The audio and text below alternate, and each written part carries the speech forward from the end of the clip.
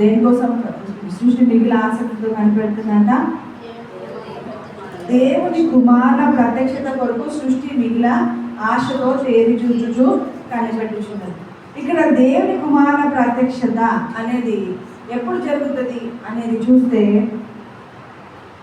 మరి రహస్య రాకడలో దేవుడు ఎత్తబడే సమూహాన్ని పెళ్లి కుమార్తెను మరి దేవుని కుమారుల ప్రత్యక్షత అని చెప్పచ్చు. అంటే ఈరోజు రహస్య రాకడ కొరకు సిద్ధపాటు కావాల్సిన మన జీవితాన్ని, మన పరిస్థితిని సిద్ధపాటు చేసుకోవాలి. ఒక ఫ్లెష్ వచ్చి ఏసీ యొక్క రహస్య రాకడలో ఎత్తబడలేదు, అవునండి. ఫ్లెష్ వల్ల పరలోకానికి మనం చేరం. కానీ దేవుని యొక్క నడిపింపును కోరుకుంటూ వెలుగుని మనం వస్త్రంగా ధరించగలిగినప్పుడు మాత్రమే ఆయన యొక్క చిత్తాన్ని నెరవేర్చేవారుగా ఉంటాం. హల్లెలూయా, హల్లెలూయా. వారి దైవికమైన కృపను బట్టి, దైవికమైన ప్రేమను బట్టి ఇక్కడ మన జీవితాలలో, మన పరిస్థితులలో ప్రభువుని మనం సంతోషపెట్టే వారంగా ఉండాలి. సంతోషపెట్టే వారంగా ఉండాలంటే మొట్టమొదట ఆదాము అవ్వల యొక్క చరిత్రలోకి వెళ్తే వారు వస్త్రహీనులుగానే లోకంలో ఉన్నారు అనేది, వస్త్రాలు లేకుండా ఉన్నారు అనేది మనం వింటాం. కానీ ఒకసారి చూడండి, 40 మోషే ముఖాముఖిగా 40 రోజులు దేవాది దేవుడితో గడిపి వచ్చిన తర్వాత ఆయన ముఖాన్ని మహిమతో నింపబడటాన్ని బట్టి అక్కడున్న ప్రజలు ఎవరు ఆయనని చూడలేకపోయినారు. Praise the lord. మరి 40 రోజులకే ఆయన ముఖం మీద మహిమ ఉన్నప్పుడు అనుదినం వచ్చి చూసిపోతున్న ఆదాము అవ్వలకు మహిమ వస్త్రాలు ఉండవా? అంతే కదా. ఈ మహిమా వస్త్రాలను బట్టి వారు దేని విషయంలో దేవతల యొక్క జ్ఞానాన్ని కలిగిన వారిగా ఉన్నారు. అంటే దేవుని యొక్క ఉద్దేశ ప్రకారము సృష్టించబడిన మొదటి మానవుడు. ఇప్పుడు తండ్రి, కుమార, పరిశుద్ధాత్మ దేవుడు మన పోలిక చొప్పున నరుని సృజిద్దాం. Let us make man in our image, after our likeness. Let them have dominion over the fish of the sea, and over the fowl of the air, and over the cattle, and over all the earth, and over every creeping thing that creepeth upon the earth. వెంటనే పరలోకంలో ఆత్మ రూపించబడి ఆత్మ యొక్క శరీరము ఆదికాండం 2వ అధ్యాయంలో రూపించబడడం జరుగుతుంది. అంటే 1వ అధ్యాయంలో, ఆదికాండం 1వ అధ్యాయంలో మానవుని సృజించాలన్న ఆలోచనకే పలికడానికే వెంటనే ఒక మానవుని రూపము ఏర్పాటైంది. హల్లెలూయా. అంటే ఆత్మలోకంలో స్థిరపరచబడింది. ఆత్మలోకంలో స్థిరపరచబడిన ఆ ఆత్మకు భూమి మీద మరి స్పర్శ జ్ఞానము ఉండదు. ఆత్మల లోకంలో ఉన్న వారికి, భూమి మీద ఉన్న వారికి స్పర్శ జ్ఞానం ఉండదు. ఎందుకక్క అంటే మత్తయి సువార్తలో యేసుప్రభు మరణించిన తర్వాత, పునరుత్థానుడైన తర్వాత మూయబడిన తలుపులలో నుండి ఆయన గృహంలోనికి వచ్చి శిష్యులను దర్శిస్తాడు. అవునా? అంటే శరీరము లేదు అక్కడ, పునరుత్థాన శరీరం ఉన్నది మనం చూడగలుగుతున్నాం. పునరుత్థాన శరీరం వేరు, మామూలుగా మనం ఇప్పుడున్న శరీరం వేరు. పునరుత్థాన శరీరం అనేది గోడలు కానీ తలుపులు కానీ మనల్ని ఎక్కడికి వెళ్ళాలి, ఎక్కడికి వెళ్ళకూడదు అనేది ఆపదు. Praise the Lord. హల్లెలూయా. మరి ఆ పునరుత్థాన శరీరం ధరించినప్పుడు వస్త్రహీనులుగా ఉండకూడదు. Praise the Lord. ఇప్పుడు పునరుత్థాన శరీరానికి మనల్ని వస్త్రం తొడిగినట్టుగా ఈ శరీరాన్ని తొడిగినాడు 2వ అధ్యాయంలో. 2వ అధ్యాయం ఆదికాండంలో వర్షం ఏమంటారు, ఆవిరిని కలుగజేసి ఇక్కడ మన్నును తడిపి ఆ మట్టి నుండి మానవుని తయారు చేసినాడు అనేది మనం అక్కడ చదువుతాం. అయితే ఆత్మకు ఒక రూపాన్ని తయారు చేయడం అక్కడ. సో ఆత్మకు రూపాన్ని తయారు చేసిన తర్వాత స్పిరిట్కి, బాడీకి జీవం రావడానికి జీవాత్మములుగా నరుడు, జీవవాయువుగా నరుడు జీవాత్మ అయినాడు. అంటే జీవవాయువు ఊదడానికి ఇక్కడ 2 చర్యలను మెయింటైన్ చేయాలి. ఒకటి స్పిరిట్, ఒకటి ఫ్లెష్, మధ్యలో సోల్ అనేది నిలబడుతుంది.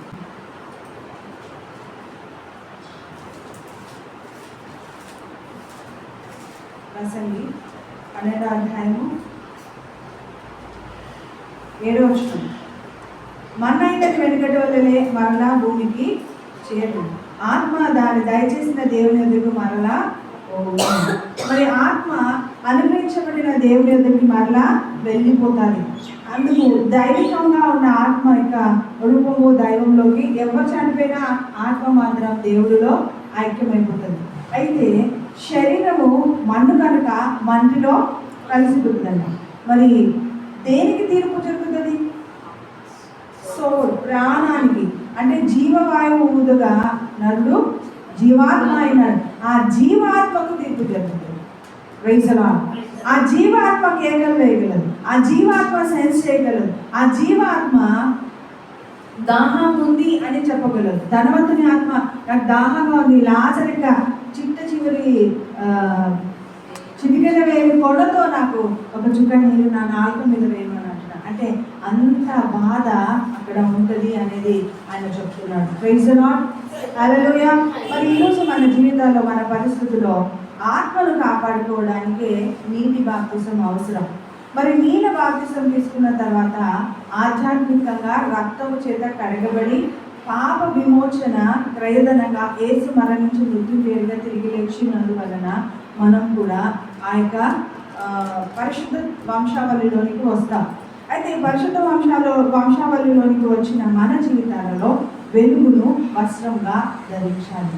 ఎందుకంటే మొదటి ఆదాము అవ్వల జీవితంలో పండు తినడం వలన కదా, పండు తినడం వలన వారి జీవితంలో ఉంటున్న దొంగిలించినారంటే వారికి ఆ వెలుగు తొలగించుకొని అది వెలుగు దూతగా మార్చబడడానికి మన మీద ఉంటున్న వెలుగుని వాడు తినివేస్తున్నాడు, లాగివేస్తున్నాడు. అయితే మనకు వెలుగు ఎలా వస్తుంది? బాప్తిసం పొందిన నువ్వు దినదినం క్రమక్రమంగా దేవుని యొక్క వాక్యంలో ఎదుగుతున్నప్పుడు మహిమ వస్త్రముల చేత మనము అలంకరించబడతాం. ప్రకటన 19వ అధ్యాయం చూడండి. ప్రకటన 19వ అధ్యాయం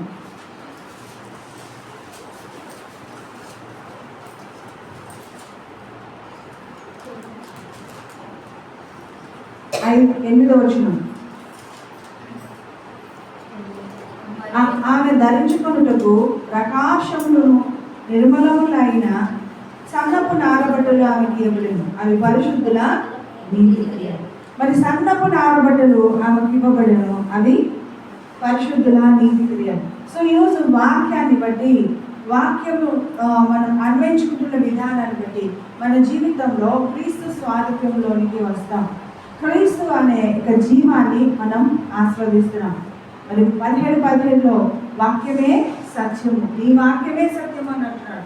సో వాక్యాన్ని ఉన్నట్టుగా అంగీకరిస్తూ వాక్యంలో ఉన్న మర్మాన్ని బట్టి మన యొక్క జ్ఞానము వెలిగించబడుతున్నప్పుడు మనం వెలుగు వస్త్రాలను ధరించిన మానవులుగా మారిపోతాం, అంటే దైవత్వంలోకి వస్తాం. Praise the lord. యేసు అంటే సంపూర్ణమైన మానవుడిగా ఈ లోకానికి దిగొచ్చిన ప్రభుని సూచిస్తుంది. యేసు అంటే ఎవరికి మార్గం అండి? యేసు అంటే రక్షకుడు, మనందరినీ రక్షించడానికి ఒక అడ్డుకరగా ఉన్నాడు. క్రీస్తు అంటే నిలువుకరగా మనందరినీ పరలోకానికి చేర్చే ఒక మార్గంగా ఉన్నాడు. మరి భూమి మీద ఇదే త్రువ ఇందులో నడువు అనడానికి యేసుక్రీస్తుని మనము అంగీకరించగలిగితే ఆయనే వాక్యమైనాడు. యోహాను సువార్త 1:1 నుండి 4 వరకు చదువుదాం. యోహాను సువార్త 1:1 నుండి 4 వచనాలు. మరి అక్కడ ఏమంటున్నాడు? ఆయనే వాక్యమైనాడు అనేది మనం అక్కడ చూస్తాం. ఈ వాక్యమైన దేవుడు మన జీవితాలలో సంపూర్ణంగా నింపుకోబడాలి. ఖాళీ పనిని నింపినప్పుడు ద్రాక్షరసంగా దేవుడి వాక్ ద్వారా ఎలా మార్చబడిందో అలాగే ఖాళీగా ఉంటున్న మన జీవితాలలో వాక్యమను జ్ఞానాన్ని మనం పొందుకుంటున్నాం. వాక్యమను జ్ఞానాన్ని పొందుకున్న తర్వాత చదువా. వాక్యం ఉండెను, వాక్యము దేవుని యొద్ద ఉండెను, వాక్యము దేవుడై ఉండెను. అంటే ఆ వాక్యాన్ని మనం తింటూ ఉన్నప్పుడు మనం కూడా దైవత్వాన్ని పొందుకుంటాం. ఎందుకంటే వాళ్ళని దేవుడి కంటే కొంచెం తక్కువ వారిగా చేస్తున్నారు, దేవదూతల కంటే కొంచెం తక్కువ వారిగా ఉన్నాము అనేది హెబ్రీయులకు రాసిన పత్రిక సంకీర్తనలలో మనం చదువుతున్నాం. అయితే ఇక్కడ దేవదూతలు పరిచారకులుగా ఉన్నారు. దేవదూతలకి మనకంటే వాక్యం ఎక్కువగా తెలుసు, అలా లూసిఫర్కి కూడా తెలుసు. కానీ వారిని ప్రభువు ఉన్నతమైన స్థితిలో పెట్టాలని కోరుకోలేదు. మనకు మాత్రమే సువార్త ప్రకటించడానికి, మనకు మాత్రమే స్వస్థతలు, విడుదల, విమోచనలు జరిగించడానికి కావాల్సిన అధికారాన్ని దేవుడు ఇచ్చినాడు. అంటే దయ్యంల నుండి విడిపించి వాళ్ళని విమోచించగలుగుతున్నాం. Praise the lord. చేతబడి చిల్లంతనాలు అన్నిటి మీద మనకు అధికారం ఇచ్చినాడు. మార్కు సువార్త 16వ అధ్యాయం ప్రకారం. అంటే ఈరోజు మన జీవితంలో యేసు నామాన్ని ధరిస్తే, నూనె రాసి ప్రార్థిస్తే స్వస్థత అంట. ఆమేన్. మరి దయ్యంలను వెళ్ళిపోతురు కాక యేసు నామంలో అంటే వెడలగొట్టబడతాయి. మరి మనం ఎరగక విషపూరితమైనది ఏదైనా తిన్నా తాగినా కూడా అది నీకేమాత్రము హాని చేయలేదు అని అంటారు. మరి ఇలా దైవత్వంలోనికి మన శరీరము వెళ్ళిపోతుంది. Praise the Lord. హల్లెలూయా. మరి ఇక్కడ దైవత్వంలో ఉంటున్న ఆదాము అవ్వలు పంట తినగా ఎందుకు మరి వాళ్ళ జీవితంలో పాయిజన్ ఎంటర్ అయింది? ఐ మీన్ సాతాను ఎంటర్ అయినాడు అంటే అది ఆజ్ఞ, తినద్దు అని చెప్పిన ఆజ్ఞను అతిక్రమించిన ఉన్నతమైన కృపను కోల్పోయినాడు. Praise the Lord. హల్లెలూయా. మరి కృప వెంబడి కృపలోనికి మనము వెళ్ళాలి. కృప వెంబడి కృపలోనికి మనం వెళ్ళాలంటే ఒకటి ఆధారము, వాక్యమైన యేసుని మనము ఆస్వాదించాలి. 2వ వచనం చదువు.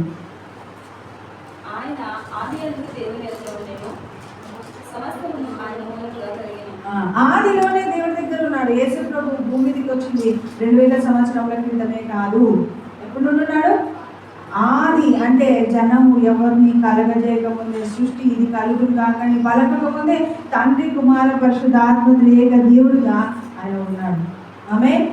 హల్లెలూయా. మరి తండ్రి ఆలోచన కుమారుడు పలుకుతాడంట. కుమారుడు పలికిన దాన్ని పరిశుద్ధాత్మ దేవుడు నెరవేర్చడం జరిగింది. కాబట్టి ఈరోజు మన జీవితంలో కూడా తండ్రి యొక్క, కుమారు యొక్క, పరిశుద్ధాత్మ యొక్క సహవాసంలో మీరు వర్ధిల్లుతారని దీవిస్తారు కదా. అంటే ఈరోజు మన జీవితంలో తండ్రితో సహవాసం చేయాలంటే క్రీస్తే మార్గం. క్రీస్తు ద్వారానే తండ్రిని మనం తెలుసుకోగలుగుతాం. ఇక్కడ ఫిలిప్పు అయా మరి తండ్రి అంటున్నావు, ఒకసారి తండ్రి చూపులా అంటే నన్ను ఎరగవా, నా క్రియలు చూసినవాడు, నన్ను చూసినవాడు తండ్రిని చూసినట్లే అంటున్నాడు. మరి అలా మన జీవితాల్లో, మన పరిస్థితులలో తండ్రిని, కుమారుని, పరిశుద్ధాత్మని ధరించిన వారిగా ఉండాలి. హల్లెలూయా. హల్లెలూయా. సరే, మరి కలిగి ఉన్నది ఏది ఆయన లేకుండా కలగలేదు. మరి ఏవైతే కలిగి ఉన్నాయో అవన్నీ ఎవరి ద్వారా కలిగినాయంట? యేసు ప్రభు ద్వారా కలిగినాయి. ఆయనలో జీవం ఉండెను, ఆ జీవము మనుషులకు కలిగాను. అంటే ఇప్పుడు వాక్యము జీవం కాబట్టి వాక్యాన్ని తింటూ ఉంటే ఏమొస్తుందండి మనకు? వెలుగు. వెలుగుని వస్త్రముగా ధరించుకోవడాన్ని బట్టి, వెలుగుమయమైన జీవితం జీవించడాన్ని బట్టి ఆయన యొక్క వధువుగా మార్చబడతాం. ఆమేన్. హల్లెలూయా. మరి పెళ్లి విందు మనము మార్చబడిన వెలుగు, ధరించిన వెలుగు వస్త్రాలను బట్టి దాంట్లో ఎలిజిబుల్ అవుతాం. లేకపోతే పెళ్లి విందు పరిశుద్ధులకు ఇవ్వబడుతుంది, కానీ పరిశుద్ధతలోనికి రాని వారికి కాదు. వారు విడవబడతారు 2వ రాకడలో ఎత్తబడే వరకు. విడవబడిన వారికి మహాశ్రమలు 7 అయితే ఎత్తబడిన వారికి అంటే వెలుగుమయంగా మార్చబడిన వారికి ఎన్నేళ్ళంటే ఆశీర్వాదము? 7 ఎత్తబడిన తర్వాత 1000 ఏళ్ల పరిపాలన, తర్వాత సుదీర్ఘమైన ఆశీర్వాదం. హల్లెలూయా. హల్లెలూయా. అంటే ఈరోజు ఇది ఎత్తబడిన తర్వాత అయిపోయింది, కష్టాలు అనేవి ఏమి ఉండవు. కాబట్టి బ్రతికినన్ని రోజులు ఎలా బ్రతకాలన్నా ఆయనకు మహిమకరంగా బ్రతకాలి, ఆయనకు దాసులంగా మనం బ్రతకాలి. Praise the Lord. Hallelujah. Hallelujah. Mattayi సువార్త 25:31-46 వరకు చూద్దాం. తన మహిమతో మనుష్య కుమారుడు ఆయనతో కూడా సమస్త దూతలు వచ్చినప్పుడు ఆయన తన మహిమ గల సింహాసనం మీద ఆసీనుడైనను. ఒకసారి ప్రియుడు ఎవరండి? మహిమ సింహాసనం మీద ఆసీనుడైన వాడుగా ఉన్నాడు. Praise the Lord. సో ఈరోజు మహిమ సింహాసనం మీద ఆసీనుడైన ప్రియుని నువ్వు సమీపించాలంటే నీకేముండాలి? అంత మహిమ ఉండాలి. అందుకే పరమగీతాలలో అంటాడు, ఊహిత సైన్య సమభీకర రూపిణిగా మార్చబడాలి. సమభీకరంగా ఉండాలి, సమానంగా ఉండాలి. ఇంజనీర్ని అవునండి, డాక్టర్ని ఎట్లా చూసుకుంటున్నారో ఈయన పరిశుద్ధుడు, మహిమను వస్త్రముగా ధరించిన వాడు, వెలుగుని వస్త్రముగా ధరించిన వాడు, పరిశుద్ధతను జీవమై జీవించిన వాడుగా ఉంటున్నాడు. కాబట్టి ఈరోజు మనకు కూడా ఎలా ఉండాలండి? అనేది ఈక్వల్ రేంజ్లో ఉండాలి. Praise the lord. మునుపైతే పాతది మనము పాత గుణాలతో ఉన్నాం. అంటే గలతీయులకు రాసిన పత్రిక 5వ అధ్యాయం ప్రకారం శరీర క్రియలతో నింపబడిన వారుగా ఉన్నాం. కానీ శరీర రీతిని ఫలించిన ఫలింపును మనం త్యాగిస్తూ, అంటే ఒక వస్త్రాన్ని చించి వేసినట్టుగా తెర తిరిగిపోయింది అంటున్నారు కదా శిలువ మరణం అప్పుడు. గుడారం యొక్క తెర ఎలాగూ చినిగిపోయిందో అలాగే మన మీద ఉంటున్న ఈ శరీరం కూడా వస్త్రం పాదగిలినట్టుగా అది తొలగిపోయి మహిమ శరీరాన్ని దాల్చాలి. హల్లెలూయా. మహిమ శరీరము ద్వారానే ప్రభువుతో మనము ముఖాముఖిగా నిలబడగలగాలి. Praise the Lord. హల్లెలూయా. మరి అలాంటి స్థితిలో అప్పుడు 32 అప్పుడు సమస్త జనంలో ఆయన ఎదుట పోగు చేయబడుతుంది. గొల్లవాడు మేకలలో నుండి గొర్రెలను వేరుపరిచినట్లు ఆయన వారిని వేరుపరిచి తన కుడివైపున గొర్రెలను ఎడమవైపున మేకలను నిలబెట్టాడు. Praise the Lord. ఒకసారి మనం చెప్తామా, నేను గొర్రెలలో ఉండాలని. హల్లెలూయా. గొర్రెలలో ఉండాలనుకుంటున్నా, మేకలలో కాదు. అక్క మేక అయితే గొర్రె అయితే అంటే మేక అన్నిటినీ తింటదంట ఎగబాటు. కానీ ఎటెళ్తుందో మిగిలిన గొర్రెలన్నీ అదే అనుసరిస్తాయంట. అంటే యజమానునే అనుసరిస్తాయంట, యజమాని స్వరాన్నే ఉంటాయంట, యజమానికి అనుగుణంగానే తలదించుకొని పరిశుద్ధంగానే ఉంటాయంట. ఒక్కసారి అవి ఇట్లా వెళ్ళకిల పడ్డాయంటే వాటి బరువు వాటి మీద పడి చనిపోతాయంట. కాబట్టి వాటి తలకి నూనె రాయడం జరుగుతుంది. అంటే ఎందుకు అంటే వాటిలలో ఏదైనా పురుగు, నులి పురుగు లాంటిది లేకపోతే ఏమంటారు వాటికి కూడా జంతువులు పడతాయి కదండి, పిడుగులు. అలాంటివి మునిలో దూరినప్పుడు వాటికి జిలొచ్చి ఇట్లా కింద పడి ఇట్లా దొరికినాయనుకోండి, పొరపాటున అవి ఇళ్ళకిలో పడ్డాయంటే అవి చనిపోతాయండి. వాటి గుండె నోట్లోకి వచ్చి చనిపోతుంది అనేదో అంటారు, నాకు తెలియదు స్పష్టంగా. అయితే ఆ యొక్క గొర్రె కింద పడకుండా ఉండడానికి గొర్రెబొచ్చును తీసివేస్తూ వాటికి వేప నూనె లేకపోతే ఆలివ్ తైలంతో వాటిని అభిషేకిస్తున్నట్టుగా వాటితో మర్దన చేస్తారు. ఎందుకంటే పురుగు ఏది సమీపించడానికి వీలెక్కడ. అలా మన జీవితంలో కూడా ఈ అభిషేకం, పరిశుద్ధాత్మ అభిషేకం ద్వారా మన మహిమ నుండి అధిక మహిమలోకి వెళ్తాము. ఆమేన్, ఆమేన్. మరి ఇక్కడ 34 వచనం చూడండి, 25వ అధ్యాయం మత్తయి సువార్త 34. అప్పుడు రాజు తన కుడివైపున ఉన్న వారిని చూచి, నా తండ్రి చేత ఆశీర్వదించబడిన వారిలారా రండి, లోకం పుట్టినది మొదలుకొని మీ కొరకు సిద్ధపరచబడిన రాజ్యమును స్వతంత్రించుకోబోతున్నాము. ఆమేన్, హల్లెలూయా. మళ్ళీ ఒకసారి చెప్దామా, నేను గొర్రెలలోనే ఉండాలని తీర్మానిస్తున్నాను, పరలోక రాజ్యాన్ని స్వతంత్రించుకోబోతున్నాను. ఆమేన్. స్వతంత్రించుకోబోతున్నాను అంటే ఎప్పుడో చనిపోయిన తర్వాత స్వతంత్రించుకోవడం కాదు, బ్రతికుండగానే స్వతంత్రించుకుంటున్నాను. ఆమేన్. ఎందుకంటే శరీరధారిగా నువ్వు ఇక్కడ స్వతంత్రించుకున్న ఆ యొక్క సంతోషాన్ని, ఆ పరిశుద్ధతను, ఆ పరిపూర్ణతను బట్టే పరలోకంలో నువ్వు నిత్య రాజ్యంలోకి ఎంటర్ అవుతావు. ఆమేన్. అంటే ఈరోజు మన జీవితంలో, మన పరిస్థితుల్లో పరిశుద్ధత యొక్క వాల్యూ అర్థమవుతుందా అండి? పరిశుద్ధత లేకుండా ఎవరు దేవుడికి ఇష్టలుగా ఉండలేరు. అది ఆజ్ఞ. ఏమంటున్నాడు? నేను పరిశుద్ధుడనైనాను కనుక నువ్వు పరిశుద్ధులై ఉండి అని అంటున్నాడు. హల్లెలూయా. మరి పరిశుద్ధత ఎలా పోతుంది? పరిశుద్ధత పోవాలంటే ఎలా పోతుంది?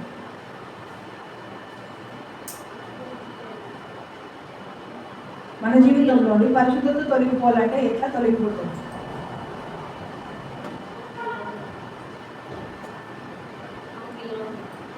మన క్రియల వల్ల ఇంకా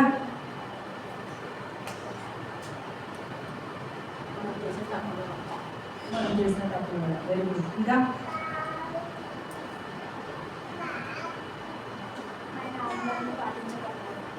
ఆజ్ఞలు పాటించకుండా అతిక్రమించిన వల్ల. ఇంకా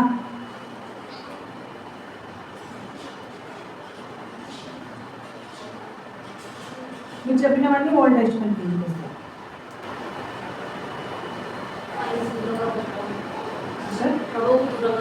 ప్రభుకి దూరంగా బ్రతకడం వల్ల. ఓకే. ఇంకా నువ్వే తప్పకపోతే తలపించాను, ఆలోచనలో తప్పిపోతే పరిశుద్ధత. చాలా మంది అక్క దేవుడు మాకు ప్రవచనాన్ని చెప్పినాడు, ఎందుకు మేము పొందలేకపోయినాము అని అంటారు. నీ దేవుడు రోషం కలిగిన వాడు అన్నాడు. కాబట్టి ఆయన ఒక స్త్రీని చూసి మోహపు చూపుతో చూసి చాలా బాగుంది అని నీ మనసులో అనుకున్న ఆ క్షణమే నువ్వు తప్పు చేసినట్టు అని మత్తయి సువార్తలో మనకి దేవుడు తెలియపరుస్తాడు. అంటే అతను ఎక్కడ తప్పిపోయినాడు? శరీరరీతిగా తప్పు చేయలేదు, కళ్ళ ద్వారా చూసి ఆలోచించిన దాన్ని బట్టి. ఇంకా మాట్లాడలేదు అతను. ఏం చేస్తున్నాడంట? ఆలోచనలో తప్పిపోవడానికి. అంటే ఈరోజు పరలోకం చేరడం ఈజీనా కష్టమా? వెలుగుని వచనంగా ధరించడం చాలా ఈజీగా సులభమా లేకపోతే చాలా డిఫికల్టా?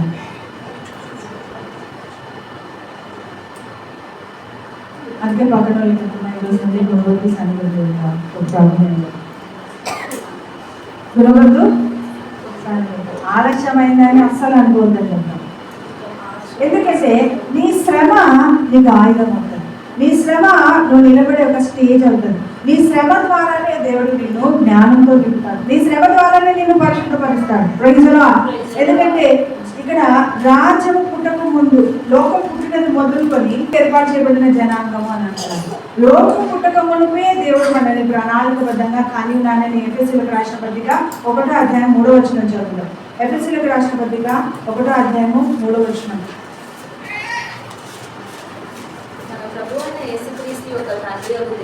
తండ్రి యొక్క దేవుడు స్తుతింపబడును గాక. ఆయన క్రీస్తునందు పరలోక విషయంలో ఆత్మ సంబంధమైన ప్రతి ఆశీర్వాదం మనకు అనుగ్రహించను.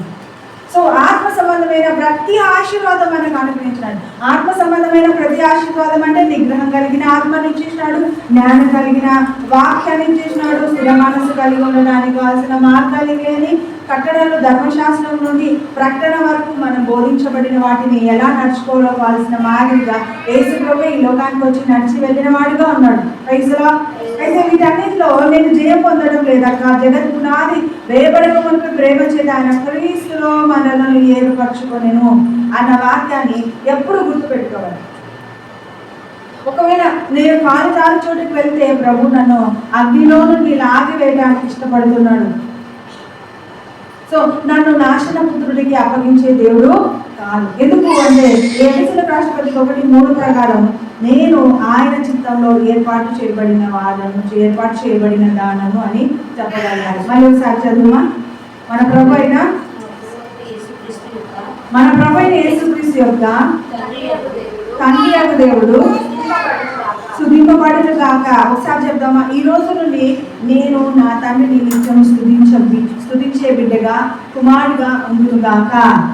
ఆయన క్రీస్తునందు పరలోక విషయంలో ఆత్మ సంబంధమైన ప్రతి ఆశీర్వాదము మనకు అనుగ్రహించనన్నది కదా, నాకు అనుగ్రహించను. ఆమేన్. హల్లెలూయా. ఇప్పుడు ఫర్ ఎగ్జాంపుల్ మనం ఇంటికి వెళ్తేనే చాలా వెరైటీ డిషెస్ అన్నీ మన ముందర పెడితే అన్ని కొంచెం టేస్ట్ చేస్తామా, ఒక్క దాంతో తిని ఊపెడతాం. ఎందుకని?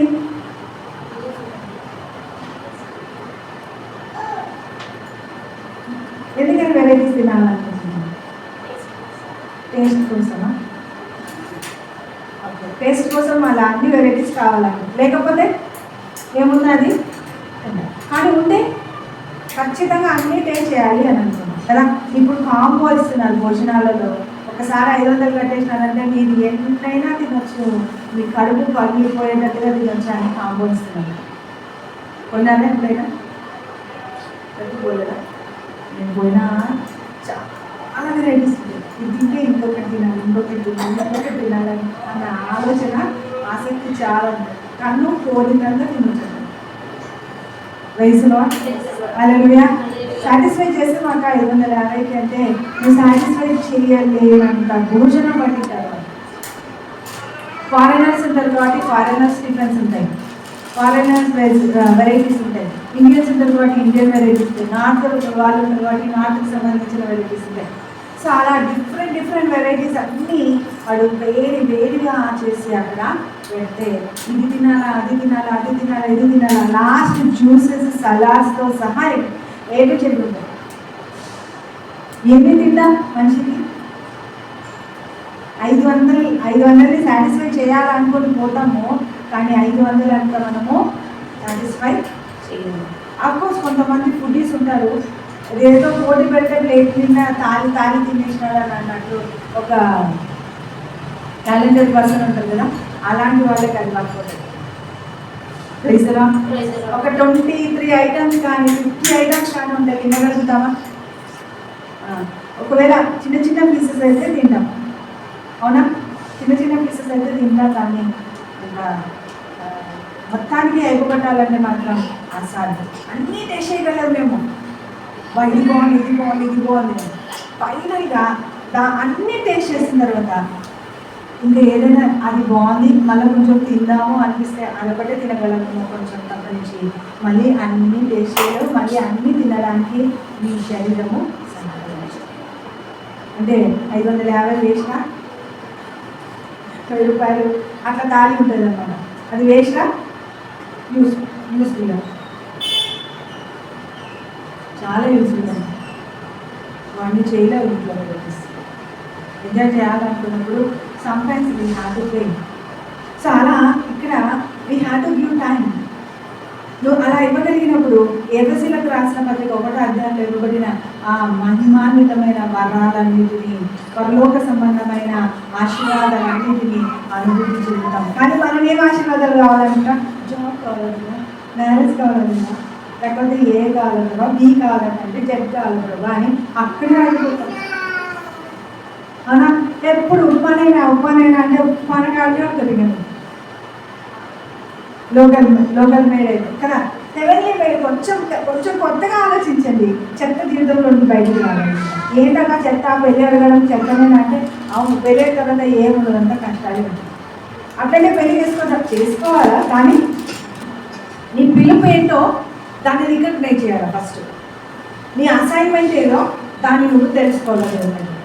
దానికి అనుగుణమైన వ్యక్తిని పెళ్లి చేసుకుంటే నీ లైఫ్ మళ్ళీ హెవెన్లా ఉంటుంది. రైసరా ఇలాంటి ఎట్లుంటుంది? బాయిలో తప్పలక్కనే ఉంటుంది. రకరక అనుకుంటే ఎక్కడ ఉన్నారో అక్కడే ఉంటారు. రోజు ఉప్మా చేస్తే ఉప్మానే ఉంటుంది. కొరన్నం పెడితే కొర్రాన్ని కూడా ఉప్మా అనుకొని తినేస్తారు. రైసరా హల్లెలూయా.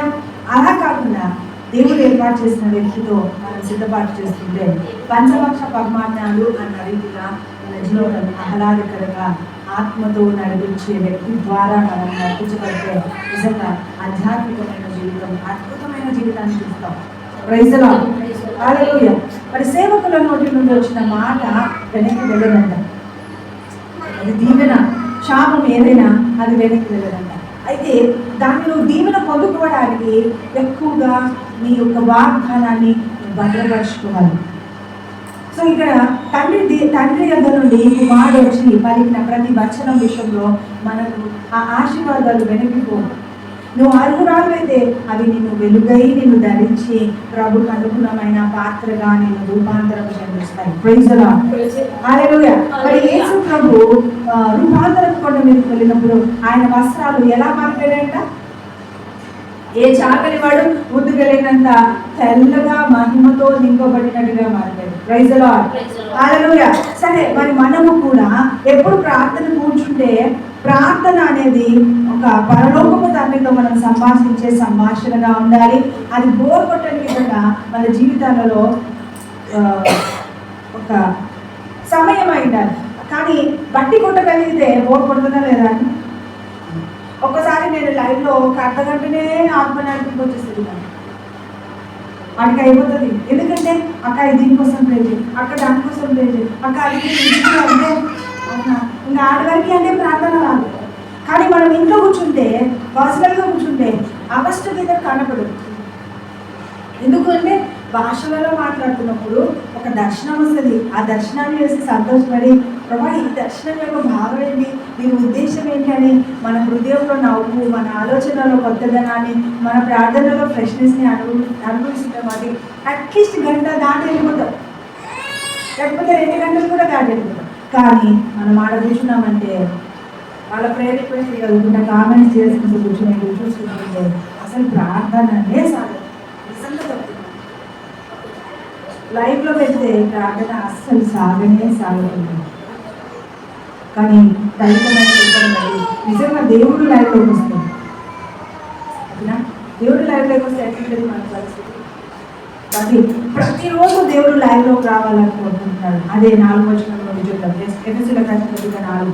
ఎట్లనగా తన ప్రియుని యందు తాను ఉచితంగా మనకు అనుగ్రహించిన తన కృపా మహిమకు కీర్తి కలుగుతాడు. ఎందుకంట ఎవరికి కీర్తి కలగాలంట? ఆయనకు కీర్తి కలుగుతాడు. నిన్ను మార్చుకోవడం వల్ల ఎవరికి మహిమ? దేవునికి మహిమ. తన చిత్త ప్రకారమైన దయా సంకల్పము చొప్పున యేసుక్రీస్తు ద్వారా తనకు కుమారుగా స్వీకరించుటకే మనలను ముందుగా తన కొరకు నిర్ణయించుకొని, పక్క వాళ్ళకి చెప్దామా? ఆయన కొరకు నన్ను ముందుగా నిర్ణయించుకున్నాడు. Praise the Lord. అందుకే నీ వినికిడిలో ఈ యొక్క వాక్యం వచ్చింది. ఆమేన్, ఆమేన్. ఎవరి కోసం వచ్చినాడండి? తన కోసము ముందుగా నిర్ణయించుకున్న వాళ్ళలో మనము నమ్మాలి. మన కోసమే ఈ లోకానికి వచ్చినాడు. మన కోసమే ఆయన మరణించి మృత్యుంజయుడిగా తిరిగి లేచినాడు. హల్లెలూయా, హల్లెలూయా. మనము తన ఎదుట పరిశుద్ధులను నిర్దోషమునై ఉండవలెనని జగత్ పునాది వేయబడక మునుపే ఎట్లుండాలంటే పరిశుద్ధులుగా ఉండాలి, పరిశుద్ధంగా నిర్దోషంగా ఉన్నాక వధువుని ప్రభు ఎత్తబడి గుంపులో ఉంచుతాడు. Praise the Lord. నేను కూడా పరిశుద్ధంగా నిర్దోషంగా ఉండడానికి ప్రయత్నిస్తానండి. ఆమేన్. మరి పరిశుద్ధత లేకుండా ఎవరు దేవునికి ఇష్టలుగా ఉండలేరు. కనుక ప్రేమ చేత ఆయన క్రీస్తులో మనలను ఏర్పాటు చేసుకొని ఉన్నాడు. కాబట్టి దేవుని ప్రేమ నన్ను ఎడబాయదు అని చెప్తాము. ఎందుకంటే దేవుని ప్రేమ ద్వారా మనం నడిపించబడుతున్నాం. కాబట్టి అన్నిటినీ ఆదుకునే దేవుడుగా ఉన్నాడు. అన్నింటిలో మనల్ని జయింపజేసే తండ్రిగా ఆయన ఉన్నారు. మరి అపోస్తల కార్యం 3:21 అన్నిటికీ కుదురుబాటు కాలం వచ్చినని దేవుడు ఆది నుండి తన పరిశుద్ధ ప్రవక్తల నోట పలికించాడు. ఆది నుండి పరిశుద్ధుల నోట ఏదైతే చెప్పబడిందో అది నెరవేర్పు జరిగింది. అంటే యేసు పుట్టుక నిమిత్తము ఓల్డ్ టెస్ట్మెంట్ అంతా చెప్తుంది. ఆది కాండంలోనే ఉంది. అబద్ధకాలం సర్పంతో అన్నాడు, ఇదిగో స్త్రీ సంతానం ఎవరంటే గడపటి ఆదాము అంటున్నా యేసయ్య. Praise the lord. మరి అక్కడి నుండే ప్రవచనాలు మొదలైతే మరి ఆ ప్రవక్తల యొక్క ప్రవచనం నెరవేర్చగలగాల్సిన సమయము ఎలా వచ్చి క్రీస్తు లోకానికి శరీరధారిగా వచ్చి నీకు నాకు విమోచన క్రయధనంగా ఆయన ప్రాణంను వెలగా చెల్లించి మరణించి తిరిగి లేచినాడు. అలాగే ఆయన రహస్య రాకడలో వచ్చి నిన్ను పరదేశకు తీసుకెళ్తాను, పరమునకు తీసుకెళ్తాను అని అన్నాడు. ఆమేన్. మరి అలా అంతవరకు యేసు పరలోక నివాసయుడుట ఆవశ్యకము. ఎంతవరకు అంటే ఆ సమయం వచ్చేంత వరకు ఆయన పరలోకంలో ఉండడమే దేవుని చిత్తము. Praise the Lord. హల్లెలూయా. సరే, ఇప్పుడు ఒక పెళ్లి జరుగుతుంది అనుకున్నాం. పెళ్లి కూతురికి తెలుసుదా తెలీదా? పెళ్లి కొడుకు వచ్చేది. పెళ్లి కూతురికి తెలియకుండానే తాళి కట్టాలనుకుంటాడా పెళ్లి కూతురు? కాదు కదా. ఖచ్చితంగా ఫలానా డేట్ ఫలానా టైము మేము ఈ టైంలో నుండి బయలుదేరుతున్నాం, ఇటు వస్తాం అని చెప్తారా లేదు? మహిమను వస్త్రంగా ధరించి కళంకము నిర్దోషము లేని యొక్క జాతిలో ఉంటేను ఖచ్చితంగా నీ ప్రియుడు వచ్చేది నీకు తెలుస్తుంది. సృష్టికి తెలుస్తుందంట ప్రభు ఎప్పుడు వస్తుందంట, జంతువులకు తెలుస్తుందంట, పక్షులకు కూడా తెలుస్తుందంట. ఎక్కడ వరదలు వస్తున్నాయి, ఎక్కడ వాతావరణం బాగాలేదో అక్కడ నుండి పక్షులు వలస వచ్చేస్తాయంట, క్షేమకరమైన ప్రదేశానికి వెళ్తాయంట. ఇక కుక్కలు నక్కలు ఓ అని అరుస్తాయి, ఎందుకంటే వారికి నిజము తెలుస్తుందండి, దేవుడి యొక్క స్వరం తెలుస్తుంది. ఎందుకు అవన్నీ తెలుస్తుంది మనకు తెలియడం లేదంటే వాటిలోకి పాపము ఎంటర్ అవ్వలేదు. వాటిలో ఉన్న దైవత్వపు జ్ఞానము వాటికి అలాగే దేవుడు ఉంచేస్తున్నాడు. కానీ మనుష్యుడికి సాతానుడు వచ్చి మోసం చేయడాన్ని బట్టి మనిషి యొక్క దైవత్వాన్ని చంపివేసుకున్నాడు. కాబట్టి మనిషికి ఆ జ్ఞానము లేదు. కానీ యేసుక్రీస్తు వచ్చిన తర్వాత ఆయనని ఆస్వాదించగలిగితే, ఆయన జ్ఞానాన్ని పెంపాల చేసుకుంటే, ఆయనతో సహవాసాన్ని కలిగి ఉండగలిగితే మళ్ళీ ఆ పునరుద్ధాన శక్తిని బట్టి మహిమ వస్త్రాలను మనం ఆస్వాదిస్తాం. కొంచెం కొంచెంగా ఆయనను మనం ఆస్వాదించాలి. సంపూర్ణతలోకి వస్తే ఇక్కడ సార్వత్రిక సంఘంగా మార్చబడతాం. Praise the lord. సార్వత్రిక సంఘం అంటే ఒకరా మనమందరం కలిసి ఒక స్త్రీగా మార్చబడతాం. స్త్రీ పురుషుడు అందరూ దాంట్లోకి వచ్చేసి ఒక మహా సమూహముని సార్వత్రిక సంఘము, ప్రభు యొక్క ప్రియురాలు, ఎత్తబడే గుంపులో ఉండే పరిశుద్ధురాలు, లేకపోతే వధువు అని పిలుస్తారు. Praise the Lord. హల్లెలూయా. దీంట్లో స్టేటస్ ఉంటాయండి. దీంట్లో స్టేటస్ని మనం పొందుకోవాలంటే ఏం చేయాలా? దీంట్లో స్టేటసెస్ పొందుకోవాలంటే ఏం చేయాలా?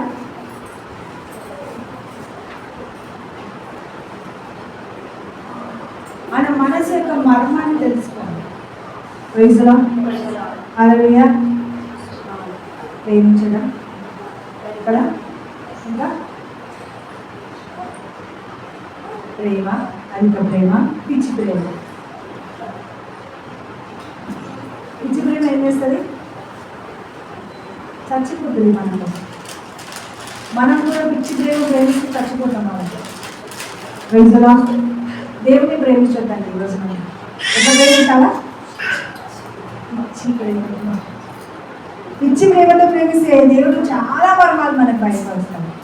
ఆ పిచ్చి ప్రేమనే రెండవ హాల్లో అంటాడు, రెండవ వచనంలో, ప్రియుడా నీ ఆత్మలో వర్ధిల్చిన ప్రకారము సమస్తములో. Praise the lord. పిచ్చి ప్రేమ అంటే పిచ్చోళ్ళని రోడ్డు మీద ఉన్న వాళ్ళని గమనించండి. ఇప్పుడు వరకు ఎవరైనా గమనించినారా అని? పిచ్చోళ్ళని ఎవరైనా వాళ్ళు ఏదో చేస్తూ ఉంటారు, వాళ్ళు ఏదో పలుకుతూ ఉంటారు. రెండు రకాల పిచ్చోళ్ళు ఉంటారు జాగ్రత్త వల్ల. ఒకరు కావాలని పిచ్చి వాళ్ళు అయిపోయినట్టుగా బిహేవ్ చేస్తారు. వాళ్ళు రోడ్ల మీద మానసిక తాంత్రిక తత్వాన్ని పలుకుతూ శాపాలు విడుదల చేస్తూ పలుకుతూ వెళ్తుంటారు. కొంతమంది మానవుల చేత వారు అలా శోధించబడి పిచ్చివాళ్ళుగా అయిపోయింటారు. కాబట్టి అట్లా శోధించబడి పిచ్చివారుగా అయిన వారికి విమోచన ఉంది. కానీ కావాలని సాతాను అనుచరులుగా అంటూ లోకంలో అందరినీ శోధిస్తూ శపిస్తూ తిరిగే వాళ్ళకి విమోచన లేదు. Praise the Lord. హల్లెలూయా. సరే, ఈ పిచ్చి వాళ్ళంతటా వాళ్ళు ఏం పలుకుతున్నారో తెలియదు, ఏం మాట్లాడుతున్నారో తెలియదు, వాళ్ళు ఏదేదో మాట్లాడుకుంటూ ఉండడాన్ని మనం చూస్తుంటాం. అలాగే ప్రభుని ప్రేమించిన మనము, పిచ్చి ప్రేమతో ప్రేమించిన మనం, ప్రభా వెళ్ళే మార్గంలో నాతో ఉన్నావు కదా, నా కష్టంలో నాకు తోడైనావు కదా, ప్రభా ఇప్పుడు ఇది సహాయం చేయి, అట్లా అన్ని ప్రభు మీద ఆధారపడడం అన్నమాట పిచ్చి ప్రేమ. ఈజీనా కాదా? దాదాపు మనం అక్కడి వరకు రీచ్ అయినాం కదా. ప్రేమ నుండి అధిక ప్రేమలో ఉన్నాం. ఇప్పుడు మనం అధిక ప్రేమలో నుండి ఎక్కడికి వెళ్ళిపోవాలా? పిచ్చి ప్రేమలో. పిచ్చి ప్రేమ అంటే ఆయన నీకు చెప్పకుండా ఏం చేయకూడదు. అబ్రహాంకి నేను చేయదని దాచదనా అని అన్నట్టు అది పిచ్చి ప్రేమ. Praise the lord. మరి హానోకు దేవుడితో నడిచి వెళ్ళను, అది పిచ్చి ప్రేమ. Praise the Lord. సో హానోకు దేవుడితో నడిచి వెళ్ళను అంటే ఇక్కడ హానోకుని దేవుడు ఎంతగా ప్రేమించినాడు అనేది చూపిస్తాను. ఆ పిచ్చి ప్రేమ మనకు కూడా ఉండాలి. Praise the Lord. హల్లెలూయా. అంటే నీకు చెప్పకుండా ఏం చేయకూడదు. నీ గురించి కావచ్చు, నీ ప్రియుల గురించి కావచ్చు, నీ శత్రువుల గురించి కావచ్చు, ఆయన రాకడ గురించి కావచ్చు, అన్నీ నీకు చెప్పి చేయాలి. అంటే వెలుగుని వస్త్రంగా ధరించిన వారుగా ఉండాలి. హల్లెలూయా. హల్లెలూయా. మరి వారికి ఉల్లాస వస్త్రము ధరింపచేయుటకును, బూడిదకు ప్రతిగా పూదండము, దుఃఖమునకు ప్రతిగా ఆనంద తైలమును, భారభరితమైన ఆత్మకు ప్రతిగా స్తుతి వస్త్రమును వారికి ఇచ్చుటకు ఆయన నన్ను పంపి ఉన్నాడు. ఇక్కడ సియోనులో దుఃఖించే వారికి ఉల్లాస వస్త్రం ధరింపచేయుటకు అంటున్నాడు. ఇక్కడ ఉల్లాస వస్త్రము మనం ధరించాలి. హల్లెలూయా. ఈ ఉల్లాస వస్త్రం వలన ఎప్పుడు మనల్ని మనం సంతోషంగా ఉంచుకుంటాం. ఉల్లాసం అనేది ఒక వస్త్రం. అంటే ఎప్పుడు నవ్వుతూనే ఉంటాం. అంటే ఎప్పుడు పల్లి గీల్చని కాదు, కోల్గేట్ అడ్వర్టైజ్మెంట్ చేయడం కాదు. ఏంటి అంటే ఎన్ని కష్టాలు వచ్చినా మేఘం వచ్చినట్టుగా వస్తుంది, మేఘం వెళ్ళిపోయినట్టుగా వెళ్ళిపోతున్నట్టుగా కృప కింద ఉంటాం. అది పేతురు అపోస్తులైన పౌలు అంటాడు, ప్రభునందు ఆనందించి, మళ్ళా చెప్తున్నాను పలుకునందు ఆనందించి. ఎందుకంటే ఆయన మీద ఆ మహిమా వస్త్రమును ధరించిన వ్యక్తిగా ఉన్నాడు కాబట్టి ఆ సంతోష వస్త్రం యొక్క విలువను తెలియపరుస్తున్నాడు. Praise the Lord. నాకు ఒక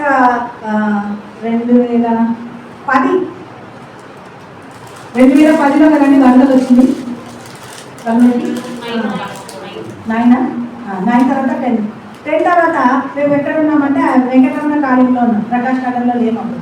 సో అక్కడ కేసీ కెనాల్ ఉంటుంది కదా, మా టెర్రస్ మీద కూర్చుంటే కేసీ కెనాల్ బాగా కనబడుతుంది. ఒక మర్రి చెట్టు మీద అన్ని పక్షులు వచ్చి వాళ్తూ ఉంటాయి. ఆ ప్లసెంట్ ప్లేస్ని నేను కూర్చొని ఎప్పుడూ ఆస్వాదిస్తూ అక్కడే కూర్చొని వాక్యం చదివేదాన్ని, అక్కడే కూర్చొని ప్రభుతో ఆకాశంలో చూసి సంభాషించేదాన్ని అన్నమాట. అప్పుడు 3 రోజులు ఒక విషయం జరుగుతుందని చెప్పినాడు చూడు, అది జరగకపోతే ప్రభా నేను మనుషులను నమ్మి మోసపోలేదు, నిన్ను నమ్మే మోసపోయినాను కాబట్టి ఇప్పుడు నువ్వు ఏం చేస్తావు? సంతకంగా చెప్పు, దానికి జవాబన్నా చెప్పు. సో అట్లా కూర్చొని 3 రోజులండి ఓన్లీ ఇంకా వాటర్ తీసుకోవడం లేదు, ఫుడ్ తీసుకోవడం లేదు. వస్తా ఏదో ఒక పాట పాడుకుంటా కూర్చున్నా, పొద్దునంతా ఇంట్లో వెంటేట్లో ఉంటుంది కాబట్టి సాయంకాలం అయితే బయటకు పోతా. నువ్వు మాత్రమే నన్ను మోసగించావు, మనుషులు కాదు. మనుషులని నమ్మి నేను నేను నిన్ను నమ్మి మోసపోయాను. ఎందుకని అది అలా జరిగింది? ఎందుకంటే నువ్వు దాన్ని ఆలోచించిన నాకు అర్థం కాలేదు అనేసి చాలా బాధపడుతూ విసిగి వేసారి పోయిన మా అమ్మ భయపడుతూ నేనే తినకుండా కూర్చున్నాను. సరే ఫైనల్గా వచ్చేసి 3వ రోజు చిన్నబాబా ప్రేయర్ ఏం చెప్పలేదు. సరే అని కూర్చున్నాను. అంటే మేము ఒకరికొకరు ప్రే చేసుకుంటాం. సరే అని కూర్చుని ప్రే చేసి చాలా ఉల్లాసకరంగా మాట్లాడినాను.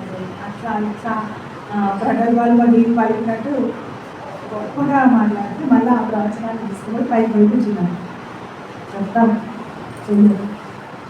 చెప్పినామనే నమ్మినాను. ఇప్పుడు మళ్ళీ కొత్తగా చెప్తున్నాం. ఏదన్నా నమ్మాలా ఏం చేయడానికి కానీ జస్ట్ క్యాజువల్గా ఏమంటారు ఆ ప్రవచనాన్ని బట్టి పోయి నీళ్ళలో నేను మాట్లాడుతున్నాను. ఫుల్ అనాయింటింగ్ వచ్చేసింది నా మీదకి. ఇంకా పక్క నవ్వుతూనే ఉన్నాను. ఇవన్నీ నరాలు ఇంకా పట్టేస్తున్నాయి. ఎంత అభిషేకం అంటే నేను భరించలేనంత. సో ప్రభా అంటే చాలు నాకు మెడలు వస్తున్నాయి అంటే అది చిన్నగా కంట్రోల్ అయ్యాయి. ఆ లాఫింగ్ అనేది క్యాన్సిల్ అయిపోయింది. 3 రోజులు ఇచ్చినాను కదండి. 3వ రోజు జవాబు ఏమి ఇచ్చినాడంటే సంతోషంతో నా హృదయము సంతోషంతో నింపేసి నా నోటి నిండా నాకు ఇచ్చేసినాను. వెంటనే మా స్పిరిచువల్ మదర్కి ఫోన్ చేసి ఆంటీ ఇట్లా వచ్చిన ఆంటీ ఏంటిదో అది అప్పుడు ఏం చేస్తుందంటే అవును ఏ దేవుడు అప్పుడప్పుడు నాకు ఇస్తుండదు అని ఇది కరెక్ట్. సరే అనేసి 2013లో నేను బెరాక ట్రైనింగ్ పోయాను. బెరాక ట్రైనింగ్ పోయిన తర్వాత అక్కడ లాఫింగ్ అనాయింటింగ్ అనేది ఉంటుంది అనేది ఒక క్లారిటీ ఇచ్చేసినాను. ప్రైజ్గా లాఫింగ్ అనాయింటింగ్ పొందుకోవడం వలన మన ఆత్మ జీవించబడుతుంది, పరలోకపు మర్మాలు చాలా తెలుసుకోగలుగుతాము అనేసి అంటారు. సో సమ్టైమ్స్ నేను లాఫింగ్ అనాయింటింగ్ కూడా ప్రజల మీదకి రిలీజ్ చేసినప్పుడు చాలామంది ఆ అనాయింటింగ్లో ఆనందించగలుగుతున్నారు. సో సంతోషపు ఆత్మ మనం నలిగిపోకుండా ఉండేటట్టు లభిస్తుంది. సంతోషాన్ని వస్త్రంగా ధరించాలా అని అంటున్నాడు. అది కనపడదు, కంటికి కనపడదు, చెవికి వినపడదు, అది అగమ్య గోచరం. మనం ఎప్పుడు ఏడుస్తూ ఉండాలని దేవుడు కోరుకోడు. కాబట్టి సంతోషాన్ని ఉల్లాస వస్త్రాన్ని ధరింపజేస్తానంటున్నాడు. తర్వాత భారభరితమైన ఆత్మకు ప్రతిగా స్తుతి వస్త్రం ధరింపజేస్తానంటున్నాడు. Praise the lord. మరి సంతోష వస్త్రాలు, స్తుతి వస్త్రాలు, తర్వాత సన్నని నారబట్టలు ధరించాలి. అలంకరించబడిన వధువుగా ఉండవలసిన అలంకరించబడిన వస్త్రాలను ధరించాలి. సో రక్తవర్ణపు వస్త్రాలను ధరించాలి. అలాంటి ధరింపబడిన మనల్ని, ఆ మంచి క్యారెక్టర్స్ని కలిగిన మనల్ని మహిమ వస్త్రాల చేత నింపుతారు. Praise the Lord. హల్లెలూయా, హల్లెలూయా.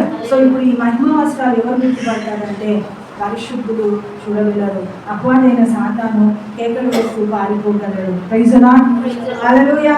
మన దేవుని యొక్క స్వారూప్యం మనలోకి రావడాన్ని బట్టి వెలుగుమయమైన జీవితం మనకు అనుగ్రహించబడుతుంది. Praise the Lord. హల్లెలూయా.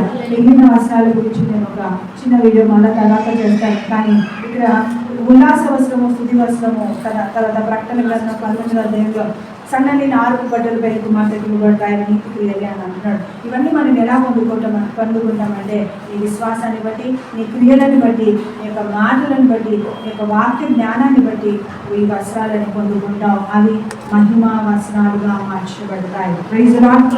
మహిమ వస్త్రాన్ని ధరించాలి. ఈ శరీరాన్ని విడిచిపెట్టిన రోజు మహిమను మనం వస్త్రంగా ధరించినామా లేదా చూడాలి. కొంతమంది చనిపోయినప్పుడు నన్ను పిలిస్తే నేను వెళ్తాను కదా, వెంటనే వాళ్ళని నేను చూసినప్పుడు కొంతమంది దిగంబరులుగా ఉంటారు. రియాలిటీ నేను రివ్యూలుగా చాలాసార్లు ఫేస్ చేస్తాను కదా.